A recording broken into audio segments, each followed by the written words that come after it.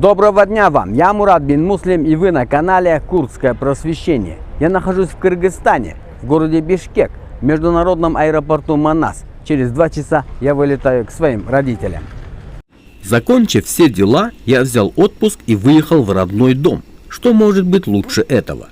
После того, как повидался со всеми родственниками, я с отцом направились в нашу семейную библиотеку. Эту библиотеку основал мой дед еще в 50-х годах, и с тех пор вся наша семья пополняет ее полки новыми книгами. В нашей семейной библиотеке можно найти книги на любую тему, и, конечно, особое место занимает отдел курдской литературы. Всю свою жизнь мой отец собирал и архивировал курдскую литературу. Это были книги, журналы, вырезки из газет и так далее.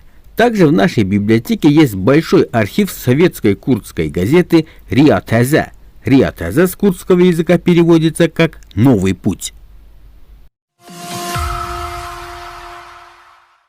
Газета была основана 25 марта 1930 года в Армении в городе Ереван. Первоначально печаталась на латинице. В 1938 году газета прекратила свое издание. Перерыв продлился целых 17 лет. И, наконец, в 1955 году газета возобновила свое издательство и стала печататься уже на кириллице. В советское время газета выходила 2 раза в неделю тиражом в 4000 экземпляр. Оно и неудивительно, ведь газета являлась печатным органом ЦК Компартии Армянской ССР. В 1980 году газета была награждена орденом «Знак почета». До 1991 года газета регулярно печаталась, потому что финансировалась государством. Ну а после распада СССР газета претерпела много трудностей.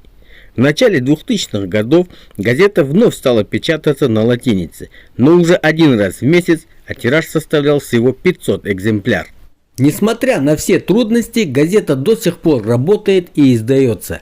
Много курдских деятелей проработало в этой легендарной газете. Спасибо, что она есть. Это часть нашей истории. Каждая курдская статья, каждая курдская книга или же газета является частью нашей истории.